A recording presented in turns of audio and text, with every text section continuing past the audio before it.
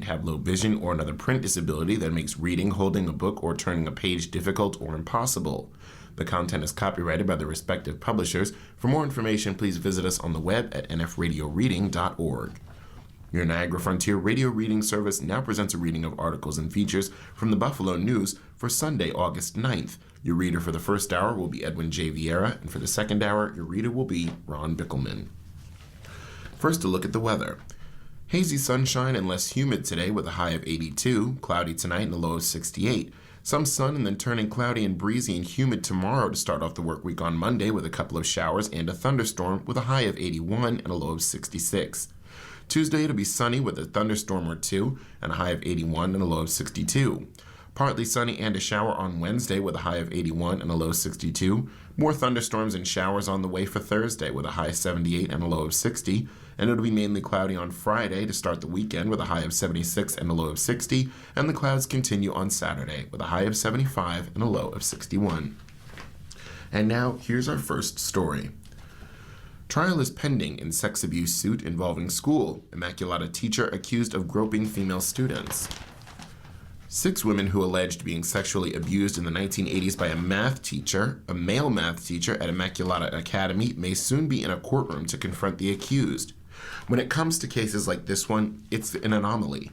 Most of the hundreds of Child Victims Act lawsuits alleging abuse by Catholic clergy or employees of parishes, schools, or other entities affiliated with the Buffalo Diocese are being addressed through the Diocese Chapter 11 bankruptcy process. If the bankruptcy concludes under a $325 million settlement, those cases will never reach a trial or even the discovery and deposition stage of a lawsuit. A handful of cases, however, involve Catholic institutions that are not part of the bankruptcy deal, namely religious orders of priests and nuns. Those cases have continued to move forward slowly in state courts, and among them, a lawsuit against Immaculata and the Franciscan Sisters of St. Joseph has progressed faster than others, to the point of being ready for trial. In the lawsuit, an East Aurora woman identified only as CF15DOE alleged being groped on multiple occasions in the early 1980s by teacher Michael McGuire. McGuire, who taught math at Immaculata from 1973 to 1983, denied the allegations in court papers.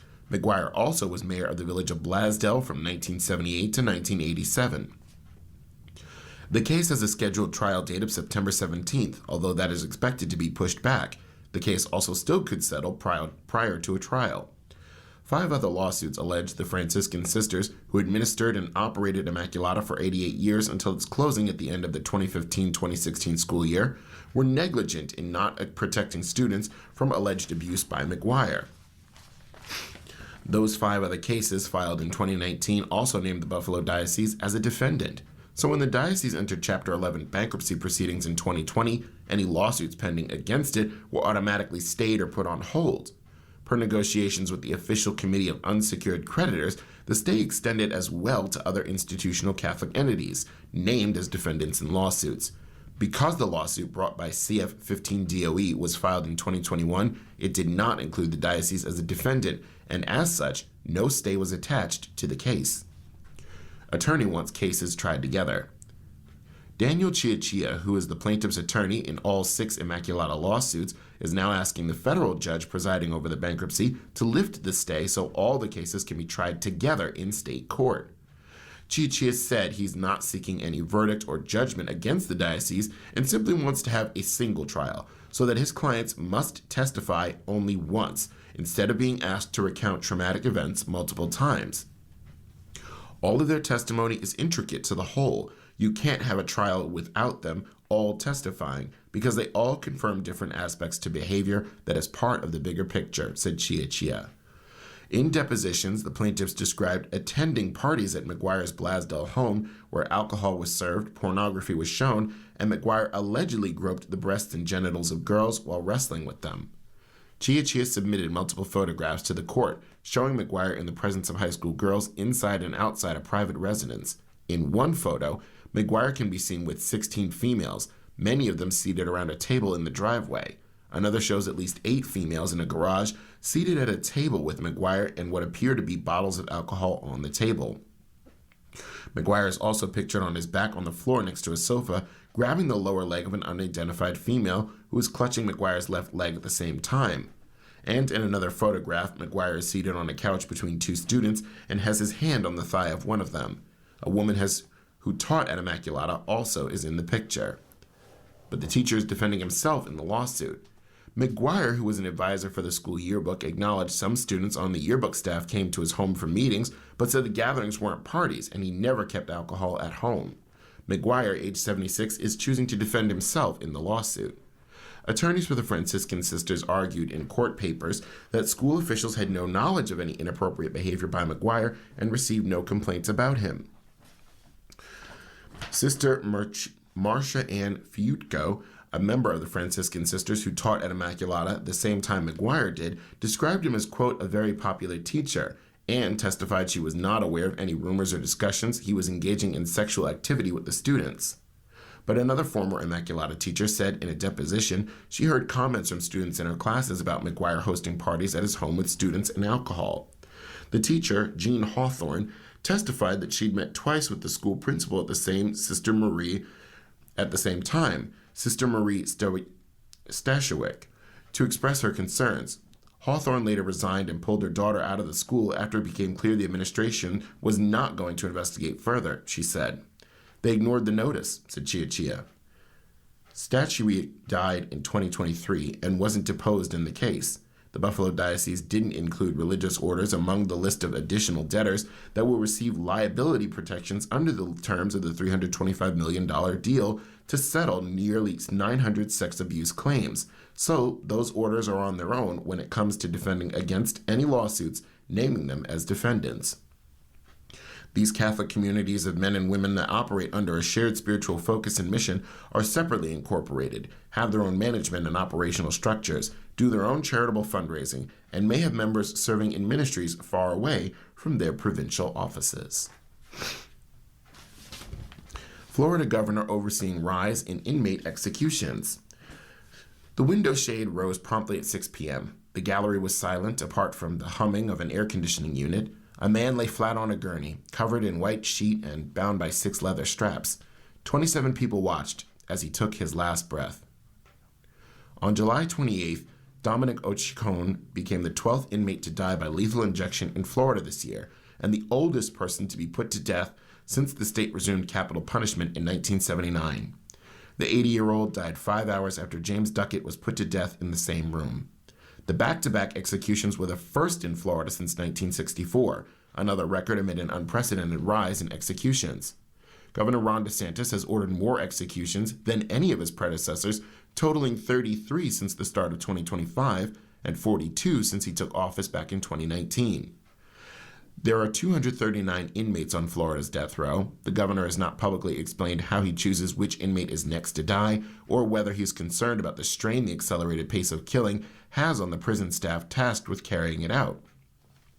His office declined to comment for this story. Instead, a spokesperson referred to comments DeSantis made at the Florida Sheriff's Association summer conference held in Miami on the night of those 2 executions.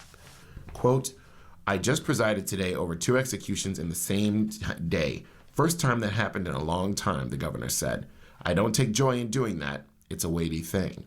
The pandemic delayed the scheduling of executions, he said, as victims' families have been waiting a long time. We do owe it to them to do it. The process is way too long, DeSantis said. You shouldn't be going for 20 years. You should be able to try and maybe appeal, but then at some point, we've got to get cracking here. That makes a big difference for a lot of people out there who suffered really serious tragedies. Something that never leaves your mind. Ron McAndrew was once a staunch supporter of capital punishment. He has since joined a chorus of advocates who seek to abolish the death penalty. The 87-year-old Air Force veteran said he grew up believing an eye for an eye, a tooth for a tooth. In 1996, the Secretary of the Prison System asked McAndrew to serve as the warden of Florida State Prison, home to the execution chamber. McAndrew remembers telling the agency leader, Harry Singletary, that he had no problem overseeing executions. That's how I was raised, McAndrew said, far removed from that dirty little room where they kill people at Florida State Prison. It's easy to feel that way. The state had reinstated capital punishment 20 years before McAndrew took over as the warden. The U.S. Supreme Court in 1972 issued a nationwide ban on executions, finding the inconsistent application of the death penalty across states constituted cruel and unusual punishment under the 8th and 14th Amendments. Florida was the first state to write new guidelines that same year, adding a separate penalty phase after a trial to respond to the High Court's claim of arbitrary application. The Supreme Court upheld the new statute in 1976. The first execution in the state's modern era of capital punishment was John Spenkelink in 1979. 35 more electric chair executions occurred in the nearly 2 decades before McAndrew became the warden. During executions, the warden's job is to stand next to the inmate and watch. They make the final call to the governor to make sure the state hasn't granted last-second clemency to an inmate and announce updates to the witnesses in the gallery. McAndrew oversaw his first electrocution in October of 1996. When he left work that day, he said, he wasn't the same person as when he'd walked into the prison. There was definitely something in my mind, and it kept spinning around and refusing to go away, he said. The third and last execution McAndrew oversaw was Pedro Medina on March 25, 1997. After the first jolt of electricity, flames engulfed the man's head, according to the Tampa Bay Times. It was the second time in Florida a man's head had caught fire in the electric chair. A state report found that copper wiring inside the leather skull cap ignited. The wiring, which held sponges in place to increase electrical conductivity, had never been cleaned. After Medina's botched electrocution, McAndrew said Governor Lawton Chiles sent him to the execution chamber in Huntsville, Texas, to learn about the lethal injection process and purchase the equipment. It was after that trip he said he called Singletary and asked to, quote, get the hell out of the state prison. Now, McAndrew has been watching the escalation in executions from a retirement home in Rainbow Springs. Anytime you sign a death warrant, it activates a number of people that are going to be in charge of killing another person that's already in captivity. It's not war. It's not in defense of somebody else. It's someone who's already captured and locked up in a little cage, he said. It's hard to swallow. It's something that never leaves your mind. More like a rubber stamp now. Until 2016, juries in Florida could recommend the death penalty by a simple majority vote. That's when the Florida Supreme Court ruled that non-unanimous verdicts violated the Sixth Amendment. All 12 votes were required to send a defendant to death row. 3 years later, the state's highest court dramatically reversed this opinion, finding Florida could rejoin the few states that don't require a unanimous jury to impose the penalty. In 2023, DeSantis signed a bill permitting people to be sent to death row on an 8-4 vote. When Ochacon was sentenced to death in 1987, his jury vote was 7-5. Today, Florida is one of 2 states that allows a non-unanimous jury verdict to impose the death penalty. Alabama's threshold is 10-2. But a death sentence is just one step in a lengthy legal process critiqued by supporters and opponents of capital punishment. After Duckett's execution, family members of 11-year-old Teresa McCabe spoke at a news conference in a grass pasture from across the prison. At least we did get a little bit of closure. Not much, said Shirley Lancaster, McCabe's aunt. 40 years later, that's not nothing. We've lived all the time without that baby. After a defendant is sentenced to die, cases undergo a mandatory review by the Florida Supreme Court. Then attorneys for the condemned can file a motion for post-conviction relief to argue about matters such as ineffective counsel or newly discovered evidence. Once all state remedies are exhausted, a defendant can appeal to higher courts and seek a federal order for possible constitutional violations. The U.S. Supreme Court is the last legal resort for death row inmates. Duckett's execution was delayed an hour while he awaited rulings on outstanding appeals. Once the Supreme Court denies appeals, the only power to halt the execution comes from the governor. Bob Graham was the last to grant clemency to a death row inmate in 1983. Some capital defense lawyers feel the changing makeup of the Florida Supreme Court has aided the accelerated pace of the executions. In 2000, all 7 justices were Democratic appointees. DeSantis' 3 appointments shifted a 4-3 liberal majority to a 6-1 conservative majority.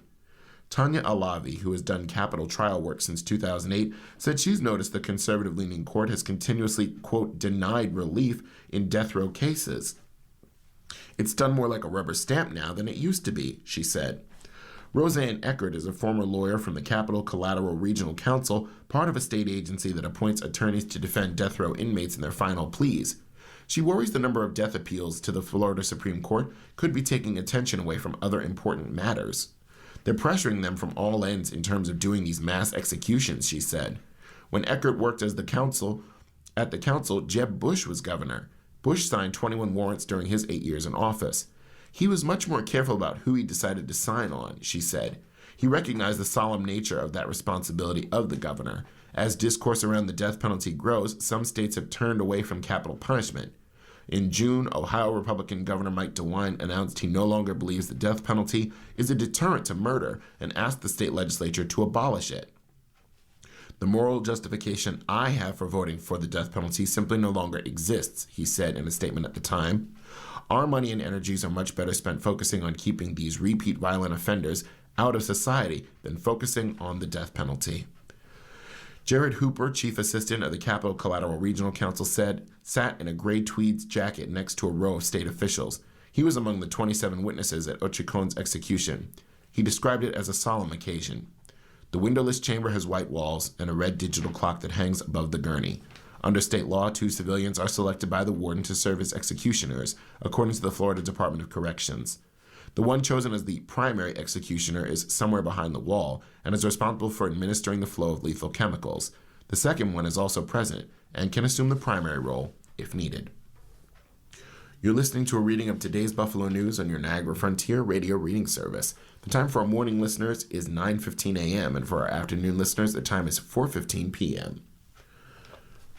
When will the Boulevard Mall meet the Wrecking Ball? Start of site revival has hit some delays. The Boulevard Mall has survived for 64 years, and it will hang around for at least a few months longer. The mall's sale, completed in February, was supposed to accelerate plans to revive the faded former shopping hub in Amherst. The town is using a legal process known as eminent domain to make it easier for new owner Benderson Development Company to take control of the full mall site. Demolition was expected to begin by spring or summer, with town officials saying residents will soon see tangible signs of progress at the property. But this hasn't happened. Every tenant, except for JCPenney and Gabe's, has left, but the largely mothballed mall remains standing. Town officials now say they hope to complete the eminent domain process by the end of the year, with demolition starting soon after. Amherst then will begin building new roads into the mall site to pave the way for its redevelopment. We're not sitting here waiting for the court to conclude its process before we start planning demo. Those plans are being finalized now, so that when the court permission comes through, we just pull the trigger, Elizabeth Burkowski, Director of Special Projects in the Town Attorney's Office, said in an interview. Benderson hasn't revealed specifics on what it intends to do with the sprawling 64-acre mall property.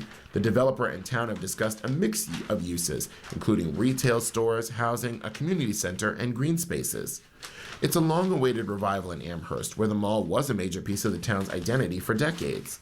When you start to see bulldozers on standby and taking bricks down, and you know the next chapter of what the mall will become, that's exciting, because that's no longer paperwork and titles and courts. That's people on the ground doing work, building things, and that's getting people excited.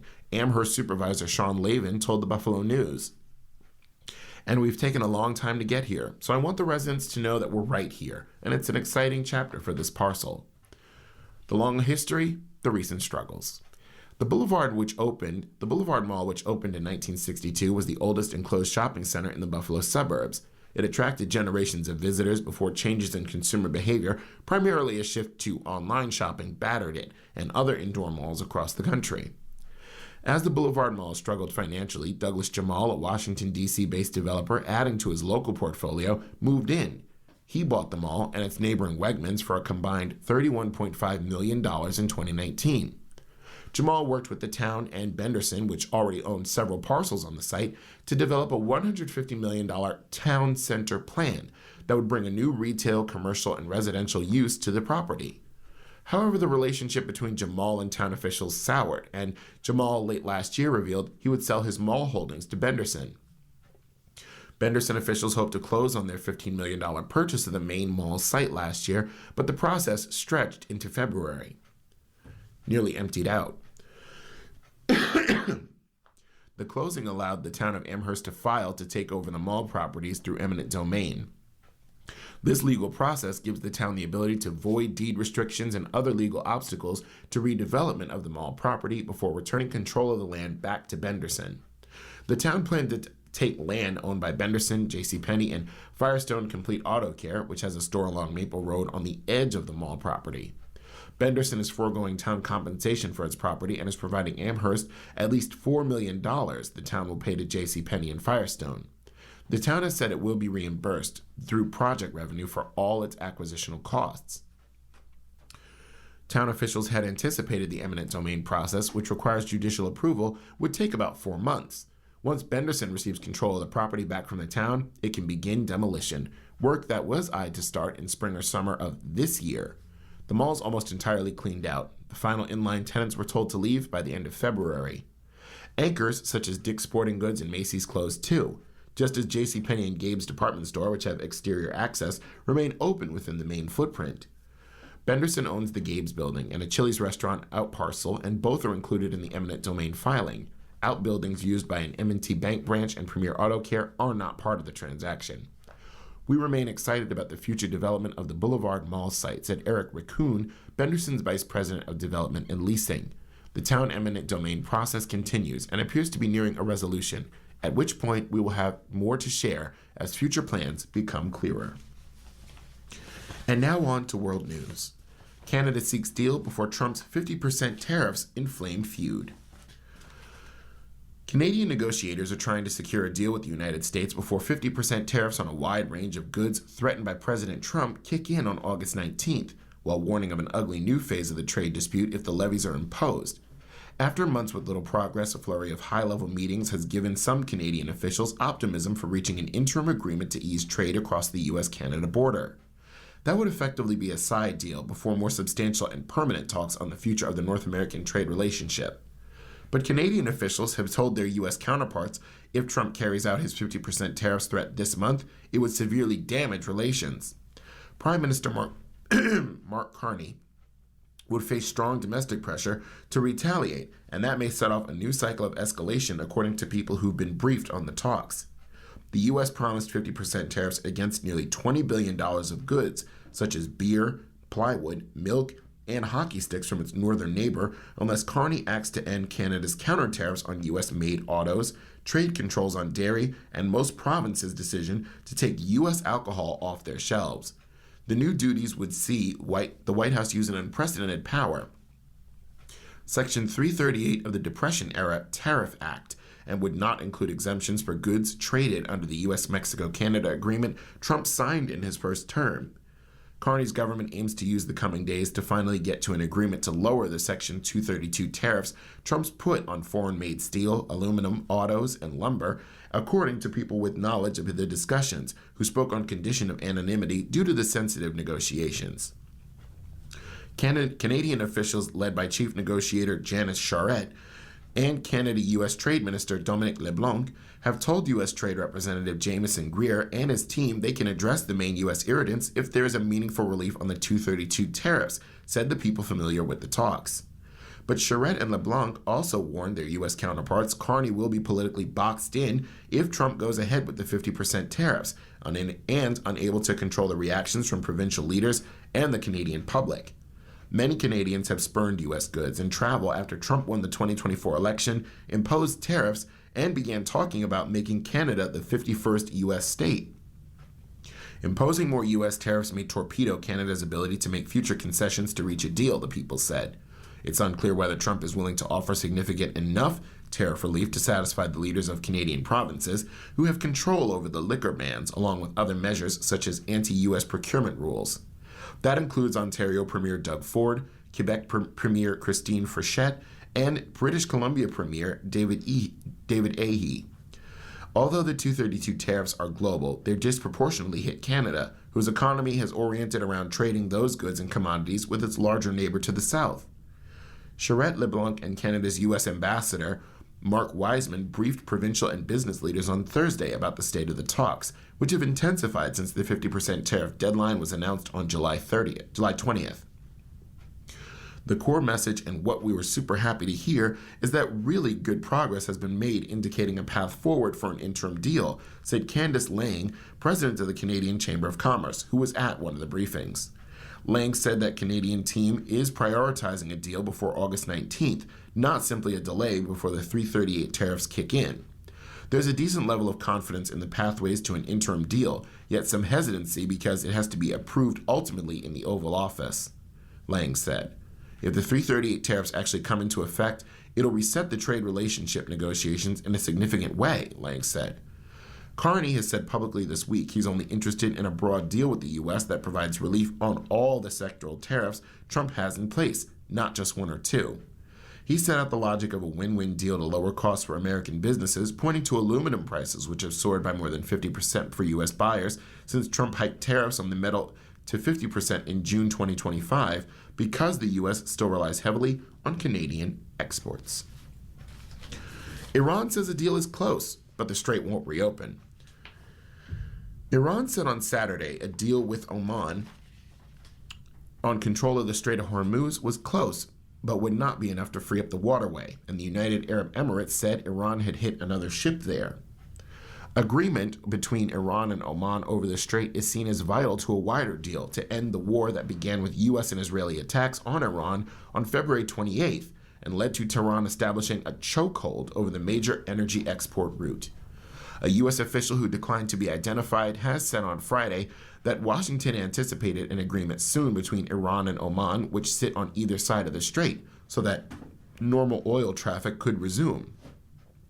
Iranian Foreign Minister Abbas Araghchi said Iran and Oman were, quote, very close to agreement on a new shipping route through which the strait would be reopened, but that reopening it depended on other conditions, including U.S. compensation to Iran.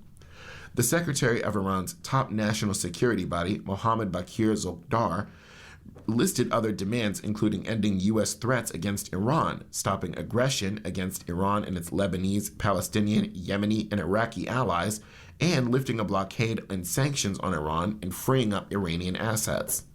Oman condemned what it described as repeated attacks on vessels while transiting the strait, without assigning blame, and said negotiations with Iran on arrangements for shipping through the Strait of Hormuz were positive and constructive. Oman stresses the importance of avoiding any actions that could affect these negotiations and the progress achieved in a manner that takes into account the interests of all parties, the foreign ministry said. Araghchi said that previous shipping traffic separation scheme through the strait was no longer acceptable to Tehran, and that Iran was discussing a temporary route with Oman while technical and legal issues surrounding a permanent route were resolved. Iran's president, Masoud Pezeshkian, a relative moderate, said he believed now was the time for an agreement. There is cohesion, strength, and unity in the country, and as far as I know, Iran is considered victorious and powerful in the war, Iranian news agencies quoted him as saying. Iran has responded to the U.S. attacks by targeting U.S. bases in Gulf states and Jordan, as well as striking shipping in the narrow strait, which carried a fifth of the world's oil and gas shipments before the war. The United Arab Emirates said on Saturday Iran had attacked a carrier affiliated with its state oil company with a missile as it transited the Strait of Hormuz, with no injuries reported in the latest escalation in the attacks on shipping there. The UK Maritime Trade Monitor, UKMTO, said a vessel had caught fire after being hit by an unknown projectile, but the fire was put out and there was no reported environmental impact. The UAE Foreign Ministry condemned what it called the, quote, hostile Iranian attack on an ADNOC vessel.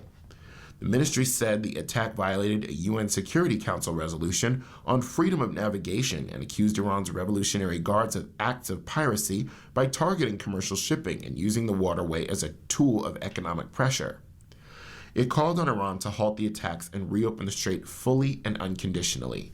Iran's guards have previously threatened action against any vessel transiting the strait if they're linked to Tehran's adversaries or if they fail to comply with Iranian directives.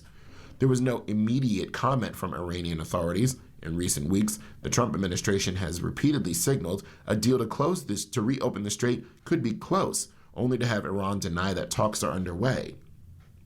It was unclear whether the latest flurry of negotiations would yield a more lasting agreement. Once the deal is announced to restore commercial shipping without impediments, the U.S. will lift the blockade of Iranian ports, the U.S. official told Reuters on Friday. U.S. actions would be tied to Iran's implementation of its commitments, he said. Iran's Revolutionary Guards, who have targeted the ships, also said on Saturday reopening the Strait of Hormuz depended on Washington accepting Iran's conditions and was not related to the Iranian-Oman negotiations. Whenever the U.S. accepts Iranian conditions, the Strait of Hormuz will certainly be reopened, said Guard spokesperson Hossein Mohebi, according to Iran's Tasnim news agency.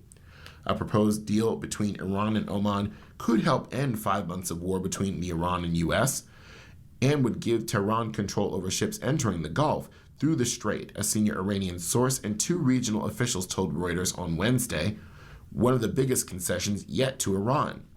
U.S. officials have repeatedly said they would never agree to Iran's controlling access to the world's most important trade route for energy supplies. It was not clear whether they had sought to change the parameters of the deal. Iran has used the hostilities to justify charging a toll on oil tankers. That, and firing on ships that attempt to cross the strait without its permission, has badly disrupted global shipments, causing energy prices to surge and fueling inflation. You're listening to a reading of today's Buffalo News on your Niagara Frontier radio reading service. The time for our morning listeners is 9:30 a.m. For our afternoon listeners, the time is 4:30 p.m. Some Texas Republicans crews battle fires in the Northwest as winds and heat persist. Fire danger continued in the Pacific Northwest on Saturday as flame-fueling winds reached their strongest point in days on Friday, challenging fire crews battling to keep destructive blazes from spreading in Spokane, Washington, and across the region, with at least 3 fire-related deaths reported. Washington Governor Bob Ferguson on Friday announced a public health emergency declared by the Department of Health and Human Services in response to the devastating wildfires in the state. A complex of 3 fires near Spokane in the eastern portion of the state has scorched more than 10,000 acres of land and destroyed hundreds of homes and structures since igniting last Saturday. At one point, the fires forced tens of thousands of people to evacuate. Some have since returned to find treasured memories turned to ash. Crews have gained ground, shifting to the painstaking work of mopping up, hunting down and drowning the last pockets of heat behind the fire lines. By Friday, crews had pushed 150 to 200 feet inward from the perimeter, in places widening the ring of blackened and securing lines. The most stubborn holdout was a recycling plant inside the Fairview fire, where crews kept water aimed at the site in what officials called a 2 to 3 day job. Firefighters knocked down several new blazes on Friday, and officials warned crews not to grow complacent during the mop-up. Overnight operations into Saturday noted the fires did not move as the winds didn't pick up, with crews focusing on mop-up efforts and patrolling. The toll on firefighters has climbed as the fight drags on. 3 had suffered burns, one seriously enough to be hospitalized twice and sent to a burn center after the injury was initially waved off as minor. Authorities have arrested and charged a Spokane resident with first-degree arson in one of the fires. The man admitted to igniting the blaze and more than 24 others since last year, court documents show. More than 40 large fires are burning in Washington and Oregon, more than half of the nationwide total, according to the National Interagency Fire Center. It's already the worst fire season in more than 30 years for both states, one fueled by human-caused climate change. Smoke from these blazes is also tanking air quality in parts of the Northwest. Gusty winds will persist Saturday afternoon after ramping up Friday, and along with very dry conditions, maintain concerning fire weather. A red flag warning is in effect for central and eastern Washington, including the Spokane area, and northern Oregon into at least Saturday night. These warnings are issued by the National Weather Service to warn of weather conditions that may lead to dangerous wildfire spread. High temperatures through the weekend and early next week will top out in the upper 80s to near 90s degrees, closer to normal summertime temperatures for the region, and less intense than the fire crews had to contend with for much of the week. Temperatures in Spokane, for example, are forecast to reach 92 degrees Saturday and are expected to reach 90 degrees on Sunday before returning back to the 80s next week. Stagnant smoke dropped air quality this week in the Pacific Northwest until Thursday and Friday cleared the worst of it from western locations, like Seattle and Portland, Oregon, but poor quality remains front and center for many east of the Cascades this weekend. Smoke close to the surface, where it affects air quality the most, will also travel farther east on the same winds, stoking the fire threat. Parts of Idaho, Montana, and Wyoming will see their air quality degrade further this weekend. Smoke higher in the atmosphere will also spread farther east into the northern plains and Midwest. This smoke is forecast to stay high enough that it's unlikely to cause a repeat of the widespread smoky conditions and poor air quality that affected many areas in the central and eastern U.S. this July. Senate narrowly confirms Blanche as AG. Senate Republicans on Saturday narrowly confirmed Todd Blanche to be President Trump's Attorney General, capping one of the most contentious cabinet fights of Trump's second term after bipartisan concerns over Blanche's independence nearly derailed the nomination. Blanche won confirmation in a 50-49 vote, with Republican Senators Susan Collins and Lisa Murkowski opposing him. Senator Bill Cassidy was the deciding vote after announcing Friday he thought Blanche was the best option Trump would put forward. The vote was the culmination of a weeks-long standoff between Senate Republicans and the Trump administration over Blanche, who has served as acting Attorney General since April and previously ran day-to-day Justice Department operations as its second-ranking official. Republican senators raised concerns about Blanche's handling of the release of Jeffrey Epstein-related documents, as well as his role in establishing Trump's $1.8 billion anti-weaponization fund and a related tax immunity agreement for Trump and his sons.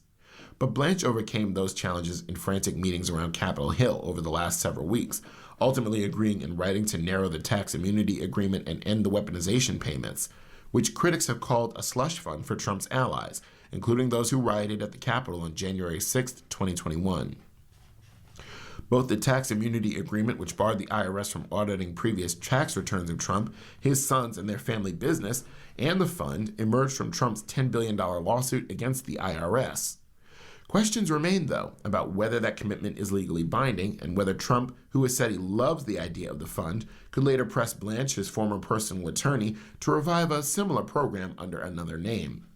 That concern was central to the last two Republican senators Blanche needed to convince, Cassidy and Murkowski, both of whom Blanche met with on Wednesday after signaling they had not yet decided how to vote.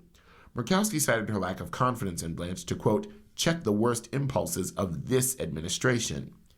Cassidy, who represents Louisiana, criticized Blanche's role in settling Trump's IRS lawsuit, but said he ultimately trusted Blanche to give the president candid legal advice. Blanche will take the helm of the Justice Department that has undergone significant changes in the first year and a half of Trump's second term.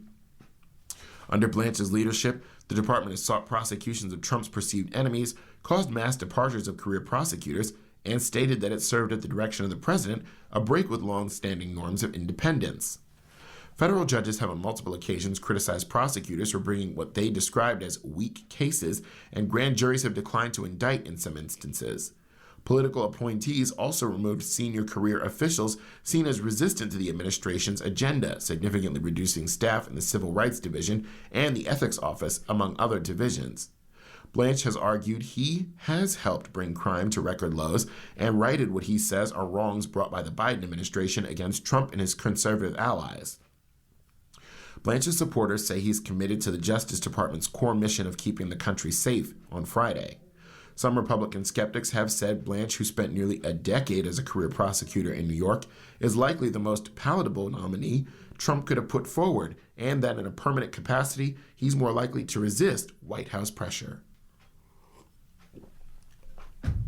You're listening to a reading of articles and features from today's Buffalo News on your Niagara Frontier radio reading service. The time for our morning listeners is 9:38 a.m. For our afternoon listeners, the time is 4:38 p.m. And now on to business news. Read It and Eat Bookshop coming to Williamsville. Williamsville will soon welcome another popular addition to the village, enticing book fans and foodies alike.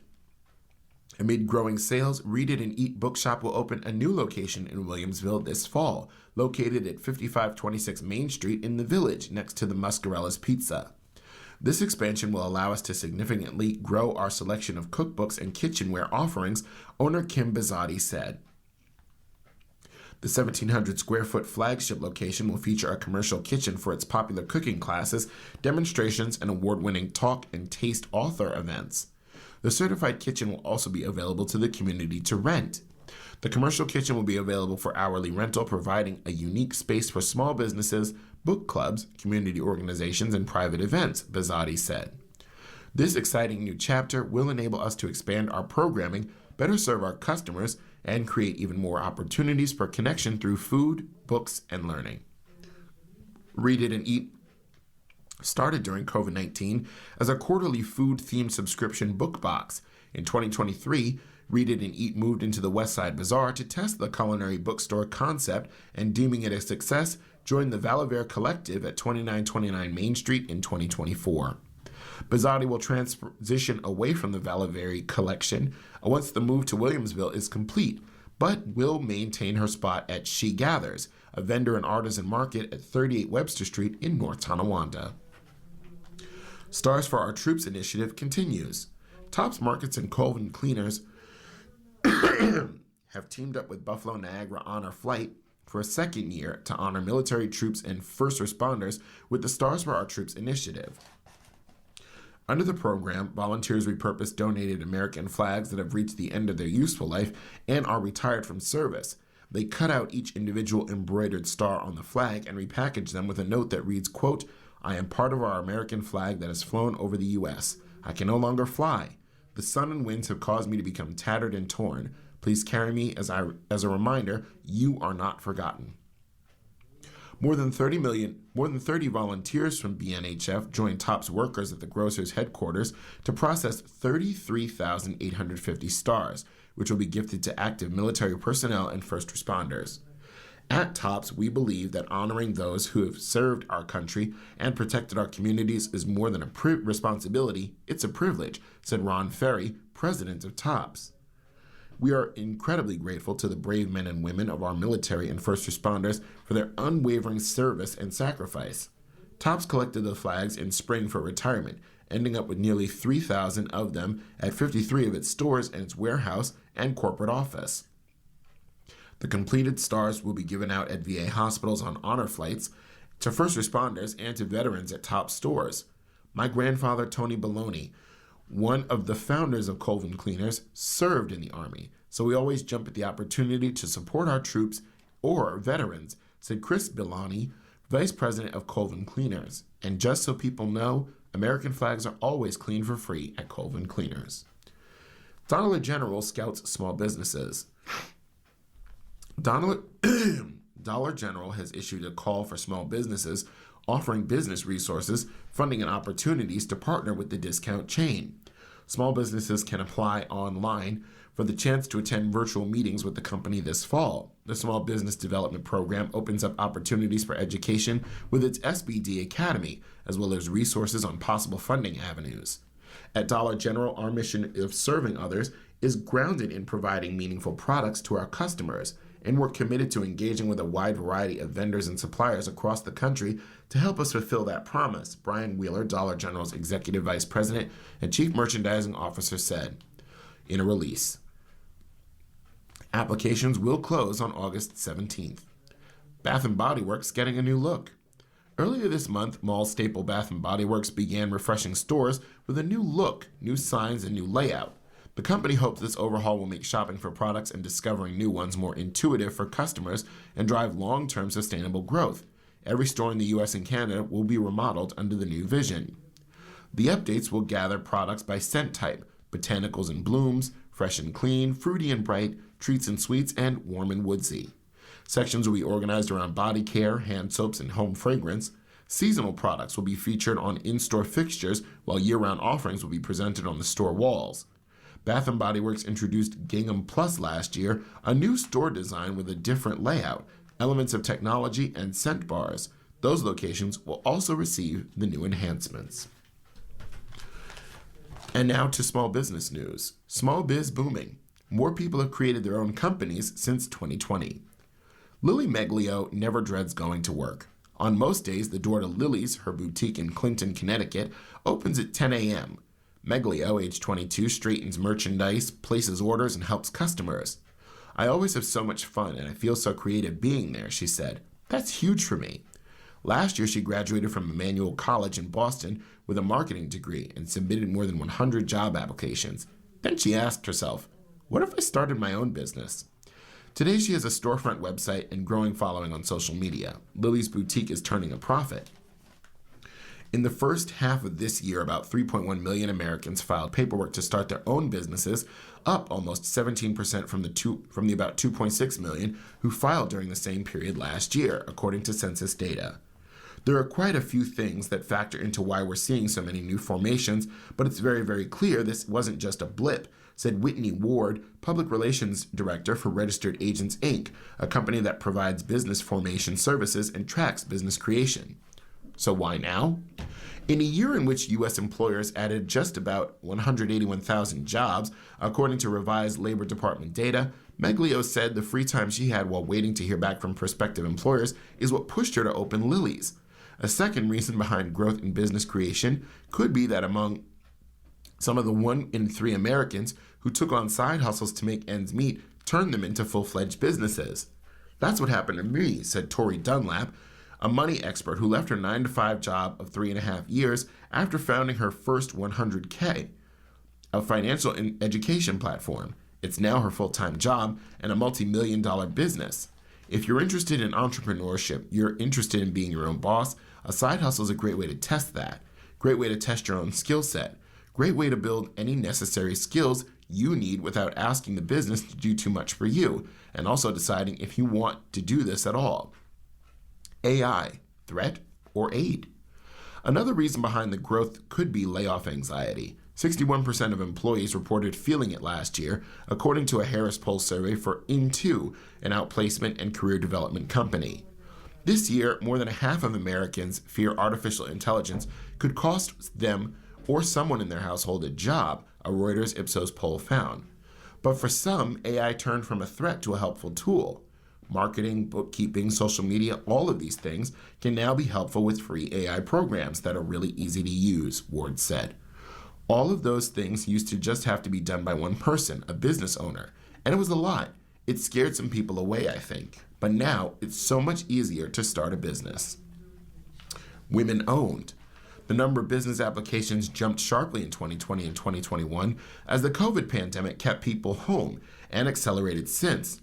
From 2020 to 2025, the number of women-owned businesses rose 12.1% from 14 million to 15.7 million, according to a 2026 Wells Fargo report. The number of men-owned businesses grew 6.3% from 19.2 to 20.4 million. While it's too early to know how many of these businesses will survive in the long term, the surge suggests that the entrepreneurial spirit kindled during the pandemic is becoming a more permanent feature of the U.S. economy, the Wells Fargo report said. Women in particular were drawn to entrepreneurship as a means to gain flexibility and regain economic stability after experiencing disproportionate job losses during the pandemic. Dunlap, who said most of her audience is women, recently hosted a workshop titled Quit Your Job in 90 Days.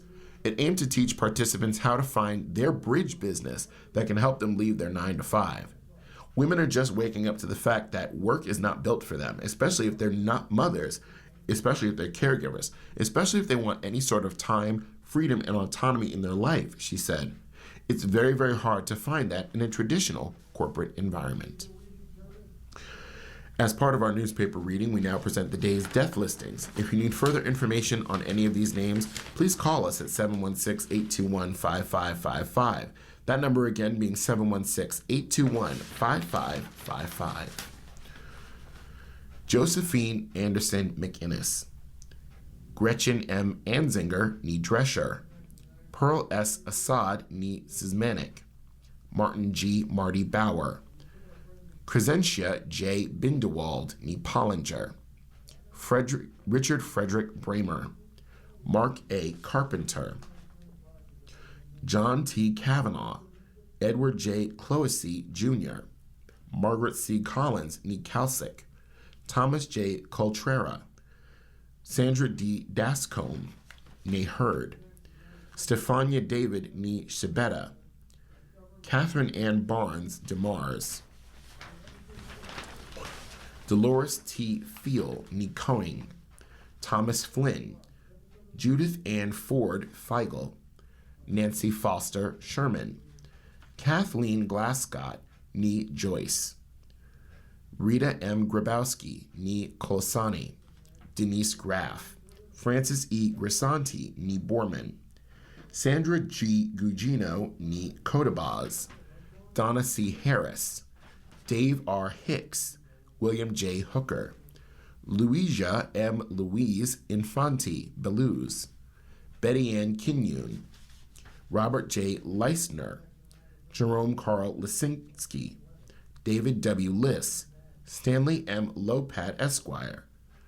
Roseanne P. Mayer, nee Panzica. Dr. James Markello. Donald Leo Matella. Margaret McLean, nee Spitzmiller. David L. Minchin. Rachel S. M. Mikolojak, CSSF. Russell Miller. Mark M. Misso. Anne-Marie Morrison, nee Smolarek. Ellen B. Neighbor. Thomas Joseph Neal. Joanne Nelson, nee Rumberger. William M. Parkinson. Joseph A. Pasco. Judith A. Pearl, nee Braun. Eileen File, nee Eagleton. Sharon E. Fole, nee Gongwer. Edward Vincent Qualley. Alice Remus. Ken W. Ryerson. Catherine Rippey. Charles J. Rogers. Ronald J. Schiarelli. John Jack W. Schwing. Albert R. Sunick Sr. John W. Tompkins. Friedrich Weidig. Edward R. Zink Jr. Marilyn Zoldos. If you need further information on any of these names, call us at 716-821-5555. That number again is 716-821-5555. And now it's Royal Stars from Georgia Nichols. It's the horoscopes. Happy birthday for Sunday, April 9th, 2026. You're perceptive, talented, and helpful. Take time to wrap things up this year. Take inventory of your life. Focus on being compassionate.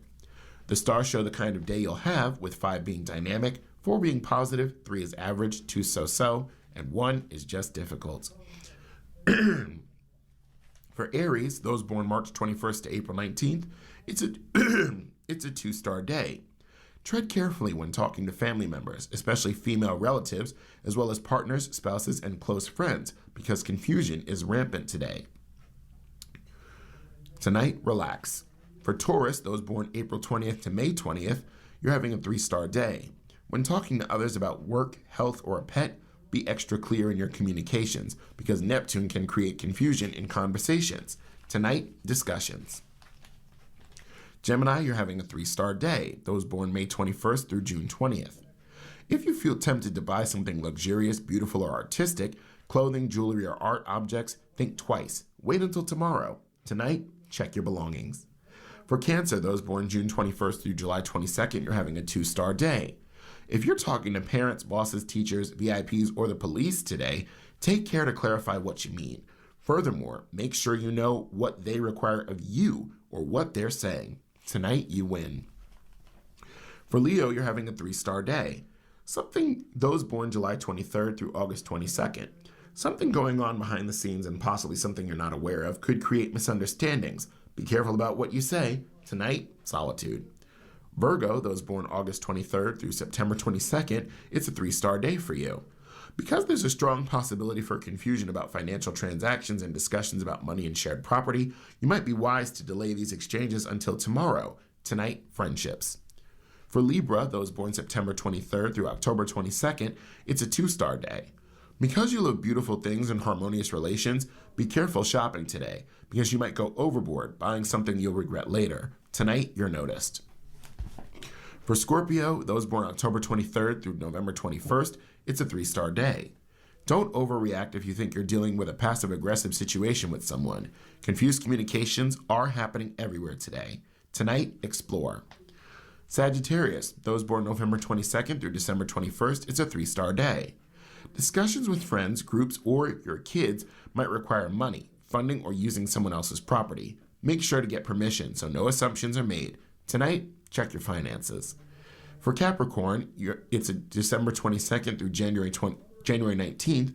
It's a 2-star day. Discussions with parents, bosses, and authority figures might be strained today. This could be because of confusion happening with a family member, spouse, or a partner. Tonight, cooperate. For Aquarius, those born January 20th through February 18th, it's a 3-star day. Avoid controversial subjects today.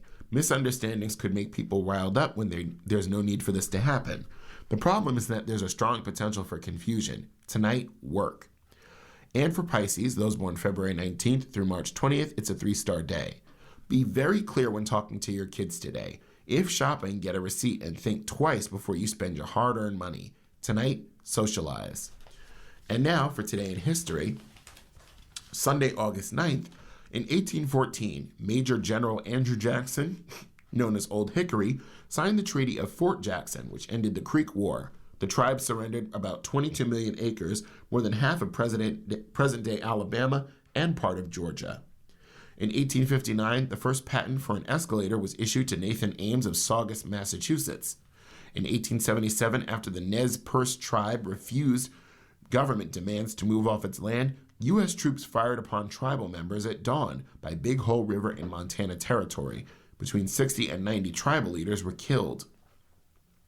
In 1945, the U.S. dropped a second atomic bomb on Japan. Between 60,000 and 80,000 residents of Nagasaki died. 6 days later, Japan announced it was surrendering unconditionally. In 1969, followers of cult leader Charles Manson murdered 5 people in director Roman Polanski's Beverly Hills home. The victims included Polanski's wife, actor Sharon Tate, who was more than 8 months pregnant. In 1974, Gerald R. Ford took the presidential oath of office 1 day after President Richard Nixon resigned in disgrace. And in 2014, a white police officer fatally shot Michael Brown, a black teenager in Ferguson, Missouri. A federal investigation later found police routinely violated black residents' rights in the town. And now on to a look at the political notebook. Senate passes bill to avert shutdown. The Senate passed a bill on Saturday that would extend government funding to December 11th in a bid to avert a shutdown ahead of the upcoming midterm elections. The chamber moved to tackle the funding deadline over a month in advance of the September 30th deadline. It's not yet clear, though, if lawmakers will manage to stave off a funding fight next month. The bill passed by the Senate would have to be taken up by the House, where its fate is uncertain as that chamber has already passed an alternative measure. The Senate measure differs from a funding extension passed by the House in several ways, including a lack of funding for ICE, Immigration and Customs Enforcement, as well as Customs and Border Patrol, which have already been funded through the end of President Trump's term, and a temporary block on a proposed administration rule that critics warn would further politicize federal grants. You're listening to a reading of articles from the Buffalo News for Sunday, August 9th on your Niagara Frontier Radio Reading Service. We'll return for more readings after this short break. Stay tuned for the second hour with Ron Bickelman. Your reader for the first hour has been Edwin Vieira. Thank you for listening. If you're listening to this publication online, you're probably using our website, a podcast player like Spotify or iTunes, a streaming service like Siro, or a smart speaker. Did you know that we now have a dedicated app that can be downloaded to any mobile device, like a smartphone or tablet, for free? App users can conveniently access our live stream and any episode of our podcast easier than ever. To download the app, just type NFRRS in the search window in the Apple App Store or in the Google Play Store. Contact us anytime if you have any questions by calling 716-821-5555, extension 5. Thank you.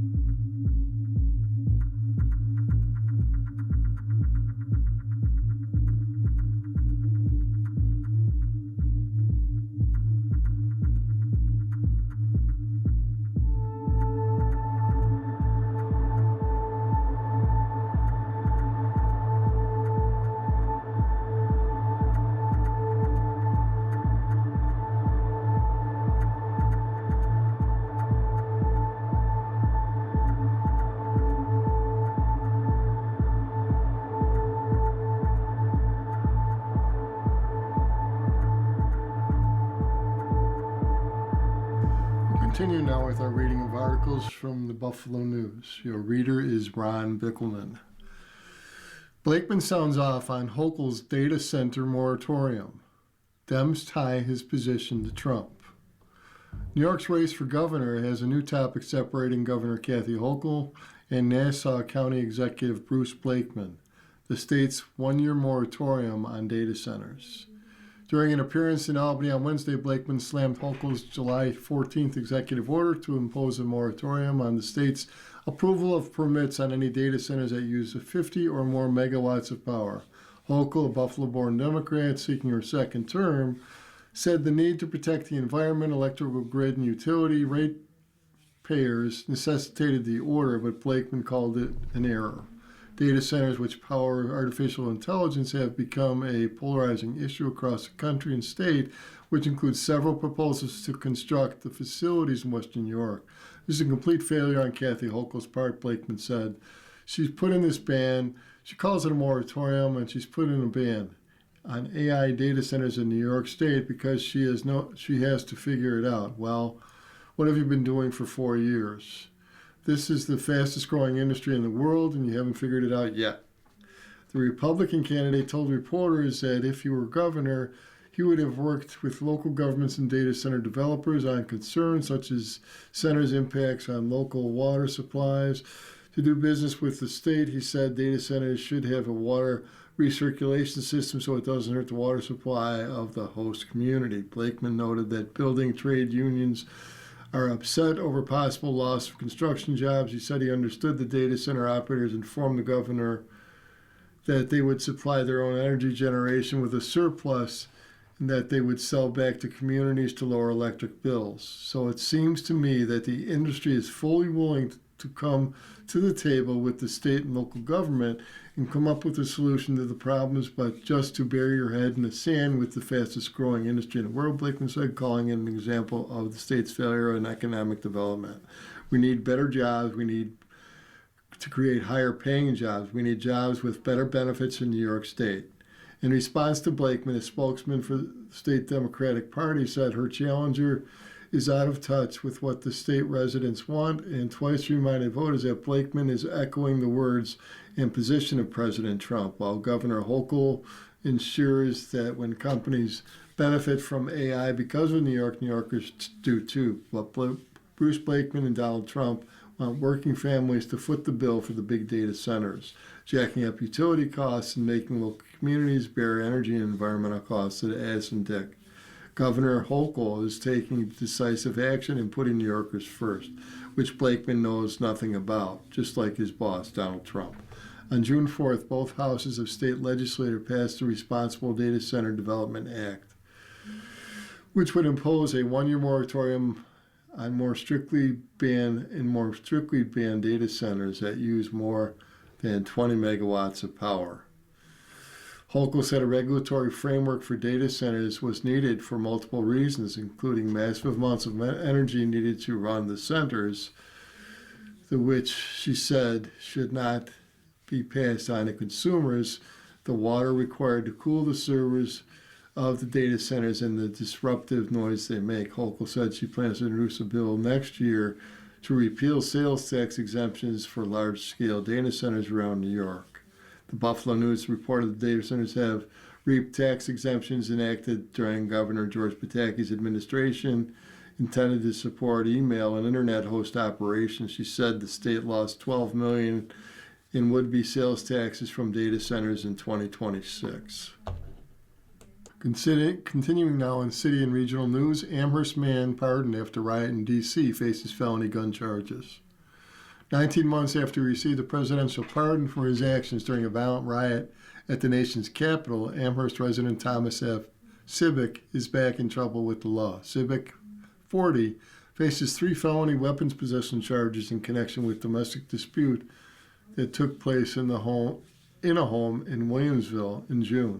The Erie County District Attorney's Office said the charges were filed by Amherst police officers. Cibic has pleaded not guilty to all charges, his defense attorney Daniel Dubois said Friday. After responding to a 9/11 call at the home on June 8th, Amherst officers recovered 3 assault-style guns with 3 magazines filled with ammunition, police said, initially charging Civic with misdemeanor criminal mischief for allegedly damaging a woman's cell phone. Amherst police added weapons counts a few days later. Civic has been held without bail in Erie County Holding Center Annex in Alden since June 15th. Civic, a supporter of President Trump, was arrested, imprisoned, and then pardoned for his actions during the violent January 6, 2021 uprising that injured 140 police officers and heavily damaged the Capitol building in Washington. The Amherst protester pleaded guilty to stealing the badge and radio of the District of Columbia police officer who was under attack by rioters, and the badge was later found buried under Civic's home. In July 2023, a federal judge sentenced Civic to 4 years in prison, saying he ruined the life of the officer he victimized. Civic tearfully apologized, saying he didn't understand his actions. A defense attorney blamed an improperly treated mental illness for Civic's crimes. Before he was sentenced, Civic and his lawyer told the judge that Civic was a changed man with a new wife and a good job and a financial director for a medical office in the Buffalo area. Before he served half of his prison term, Trump pardoned him more than 1,500 rioters January 2025. Civic is at least the 98th person who has been arrested or convicted of a crime since the massive Trump pardon, according to a report published in June by Lawfare, a nonprofit research organization. About 1 every 16 people that Trump pardoned for riot behavior has since been charged with crimes ranging from property damage to stalking, sexual crimes, child molestation, government fraud, and planning to assassinate government officials, Lawfare reported. Civic's father, Amherst Dennis Eugene Civic, told a news reporter that his son is decent, caring, nonviolent person who would do anything to help anyone. He said his son poses no danger to the public or to the women who called police on him in June. He said the woman now has an order of protection pending against Civic. I can't believe he is still being held without bail for an incident where no one was physically harmed, Eugene Civic said. I believe my son has a target on his back because he was involved in January 6th. The Amhersttown judge initially sent Civic to jail with no opportunity for bail release on June 15th after the weapons charges were charged against him, the defendant's father said. A state Supreme Court later affirmed the Amherst judge's ruling, the father added. Eugene Civic said he's hopeful the state gun law used to prosecute his son will eventually be found unconstitutional by the U.S. Supreme Court. All of the guns that police seized were purchased legally, and my client is charged under New York State SAFE Act, Dubois said. There's no physical contact during an argument between Civic and the woman who called police, and she has never accused him of illegal conduct, Dubois said. Evidence from the gun arrest will be presented to Erie County Grand Jury, which may or may not result in additional charges against Civic, a court official said Friday. I am anticipating that the DA will be seeking an indictment, Dubois said. Kate Monroe, a spokeswoman for the DA's office, said she could not confirm or deny any information related to the possible grand jury action. Civic said during his 2023 sentencing that he deeply regrets his actions in January 2021 riot and doesn't understand why he took the officer's badge and radio. Speaking of the officer who was victimized by Civic, prosecutors said other rioters pulled him onto the ground where they beat him, tased him, tried to take his gun and threatened to kill him before Civic took his badge and radio. The officer who was victimized by Civic, prosecutors said other rioters had pulled him onto the crowd where they beat him, tased him. The officer also spoke at the sentencing, saying he feared for his life at the time because the radio was his lifeline, enabling him to contact other officers. Civic displayed his participation on social media by posting a selfie of video on Instagram depicting himself in the mob near the inauguration stage. Prosecutors said after Civic's arrest in connection with the riot. Continuing along now, Salvation Army Project gets $750,000 from the state. State legislators pitching in to support Salvation Army $20 million expansion project in Buffalo. Both houses of legislature combined to award $750,000 in funding to the organization for its Hope on Main project, a 32-unit family emergency shelter that will contain 80 beds and replace 77 beds in the former Econo Lodge, where the Salvation Army has continued housing families during construction. The new shelter at 954 Main Street will provide private accommodations for families experiencing homelessness, including families with teen boys and single fathers. The state funding $375,000 from the Assembly and Senate is being given through the Community Resilience, Economic Sustainability and Technology CREST program, and will be used to help complete construction of the new building, which is about 80% complete and expected to open in early to mid-fall, officials said. The $750,000 investment closes the final funding gap for our Hope on Main emergency family shelter, bringing us one step closer to opening our doors to families in crisis, said Major Annette Locke, who leads the organization's Buffalo operations. Senator April Baskin said the funding can serve Buffalo families for generations to come. Hope on Main is a transformational investment that will provide families experiencing homelessness with a safe, dignified place to stay and the support they need to create lasting stability, Baskin said. The shelter is the first of 3 planned phases that will ultimately be a more than $100 million construction and redevelopment plan. Future phases include the construction of a 7-story building with 143 1- and 2-bedroom affordable apartments, 17 3-bedroom townhomes for larger families, and a new East Buffalo Community Center.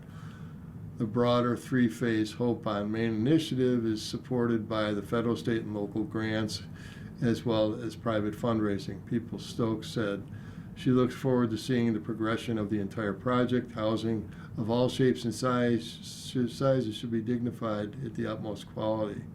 I am proud to support the Hope on Main project because it directly addresses a crisis in our community through a lens of support and compassion. When the Salvation Army's new building is completed, families from the existing shelter will be moved to a new shelter. That's when the Salvation Army will move into phase 2, which calls for 160 units of affordable housing on the property. 3 of the 5 existing buildings on the property would be demolished to make room for the housing, which is expected to cost about $85 million. The 3rd phase would bring the new Salvation Army Church and Community Center to East Buffalo. Plans call for a gymnasium, cafeteria, fitness center, classrooms, licensed after-school programming, and a key camp. The organization is seeking $10 to $15 million for the phase through capital campaign, Locke said. 3-phase initiative comes at a time when a growing share of Western New York's homeless population is families with children pushed through unstable housing into motels, shelters, and homes of friends or relatives. Western New York's homeless population increased 24% over the previous year, reaching its highest level since the Homeless Alliance of Western New York began collecting data in 2005. Single adults accounted for 51% of the homeless population counted in Erie, Niagara, Orleans, and Genesee and Wyoming counties, while people living in family households accounted for 49%. Children younger than 18 make up 31% of the total. Charter revision is a wrap. Now voters get their say. The effort to reform Buffalo's founding document has come to a close, with city voters will have the opportunity to weigh in on proposed changes to the city's charter this fall. After sometimes disorganized and acrimonious 16-month process, members of the Charter Review Commission have submitted 11 ballot measures that will be up for approval in the November general election. Each individual measure can pass with a straight majority vote, or more than 50% of voters giving the measure approval. Lawrence Rubin, who served as chair of the commission, said while the group didn't agree on everything, they were able to put forth some important reforms for voters to consider despite the challenges they faced. I'll say I'm too jaded. That's pretty amazing that they've gotten it done that way, Rubin said of the process. The measures on the ballot include changes that would give additional powers to the city controller to offer recommendations on revenue and expenditure amounts in the mayor's proposed budget, which the Common Council would then implement through a vote. Allow the council to fill a vacancy on the legislative body when the council's president is serving as acting mayor in the event that the mayor resigns is unable to serve. Establish a task force to study and make recommendations on election reforms. Require the establishment of a charter revision commission at least once every 10 years. Create a civilian police advisory commission as well. The face challenges from the start with multiple days, a limited budget, and 16 months to complete the work. But by comparison, the last Charter Review Commission convened in 1995 had 2 years to complete the work. The city law passed by the council establishing the commission said the first meetings were to be held in December of 2024, but the council did not vote to appoint commissioners until April of 2025. You're listening to a reading of articles and features on the Buffalo News on the Niagara Frontier Radio Reading Service. Time is 15 minutes after the hour. Things started off rocky when former corporate counsel Kavette Chambers selected Phillips Lytle as an on-site counsel for the commission. The law firm began its work by explaining that the commission did not have to abide by the opening meetings law, even though members were in support of following the rules regardless of whether required, he said. We wasted 2 whole meetings on this, Rubin said, and the commission went on during a change in administrations with Mayor Senator Ryan taking over in January, along with several resignations and replacement appointments. Edgar Rosenoff, a student at SUNY Buffalo State University, who has volunteered for several political campaigns in recent years, including Ryan's mayoral campaign, said he's interested in the process with an opportunity to see major changes to city government. I just ended up feeling like many discussions, such as proposals for electoral reform or proposals for human rights commissions, did not receive the proper public debate or they should have received. Neither of those proposals were included in the slate of changes submitted by the commission. Rosenoff said he did not blame the commissioners for the issues, but his biggest frustration was a lack of organization at the meetings. He was disappointed that there wasn't more debate on the election reforms, and creating a commission to study them is unlikely to end the reform. It just feels like there was a lot of time and a lot of resources invested into something that was never truly won anywhere, Rosenoff said. Several people who were active in the process also criticized the board for opting to form an elections reform task force instead of those measures, and another that would create a new human rights commission on the ballot. Deputy Mayor Maria White was nominated to the commission after Ryan took office. White described the proposed election reforms as a wolf in sheep's clothing, prepared by the conservative group, the National Republican Redistricting Trust, something those pushing the reforms have disputed. I think there's a lot of reasons to be enthusiastically examining some of the election reforms that could have been explored, White said. But I do not think that things that were proposed met the threshold of quality research and reform. Commissioner Pete Reese, an attorney active in political circles for decades, who previously served on the Erie County Charter Review Commission, was quickly disillusioned in the direction of the new commission, which he says had been unnecessary and compromised by the influence of politics. Reese pointed to the election reforms that were rejected by the commission, despite receiving considerable support from people who submitted comments and showed up at public hearings urging to be put up for a vote. The package of reforms that included the implementation of ranked choice voting, decreased the signature thresholds for a candidate to make it into the primary ballot, and open primaries all failed through a measure to establish a panel to study election reforms viewed by people who pushed for election reforms as watered down remains. Reese said he voted for each of the measures because many of the people showing up and participating in the process said they wanted the changes. It's not for me to decide what the voters in the city of Buffalo want, Reese said. Rubin said that while it's true the commission was charged with putting forth important measures to adjust the charter, that did not mean that the proposal put forth by a member of the public needs to be considered. There's all kinds of ways to address problems without simply willy-nilly putting everything that somebody says they'd like to see up for a referendum, frankly. And the council administrator continued to have the ability to make many changes not taken up by the commission. The group did not try to address many inconsistencies and contradictions in the document, much of which is viewed as clerical errors that can easily be cleaned up through regular city government processes. White said the administration is committed to working on those issues. I definitely think those administrative issues will need to be dealt with, and they definitely would not have to be dealt with through a new charter revision, White said. We're tailgating with a purpose. Bills fans flocked to opening day for new stadium. It was about 9:30 a.m. The kickoff for the blue and red scrimmage and the brand spanking new Highmark Stadium was about 10 hours away. John Higginbotham wasn't waiting. It's time to tailgate. We came all the way up here from Connecticut, said Higginbotham, who grew up in Buffalo. So I said, you know what? I'm going to take advantage of every minute. We're going to come early. The lots at the new stadium and therefore the larger tailgate party did not open up until 3 p.m. That did not stop fans from christening the new home of the Bills the way they know how. Lots of food, lots of drinks, lots of excitement. Higginbotham, a season ticket holder who described himself as a diehard Bills fan, was camped outside the Big Tree Inn with his daughter and her boyfriend. They had food and drinks and spread out their foldable tables as they waited for other tailgaters to trickle in. Saturday marks the first time the public is being let into the $2.2 billion stadium, and fanatics have flocked to the gates and the team's store in preparation for opening day.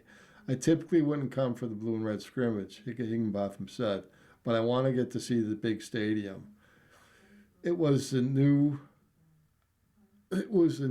out with the old, right? Said Julian Fassett, the boyfriend of Higginbotham's daughter. The family's trip to Western New York from Connecticut dragged about 6 hours. Others had come from either further away.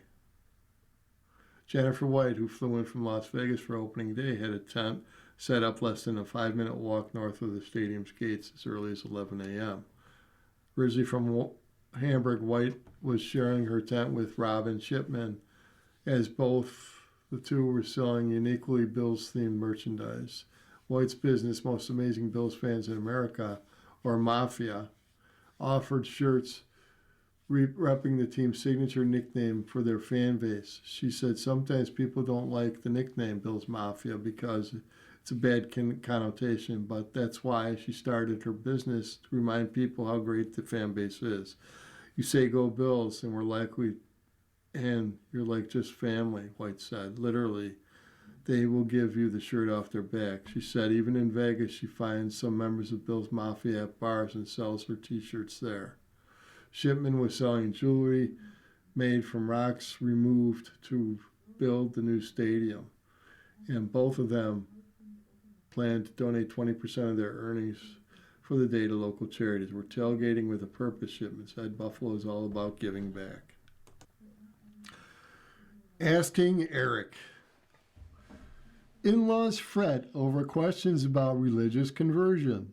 Dear Eric, my husband and I have been living far away from his relatives for several decades, and now we are contemplating moving to an area where many of the relatives live.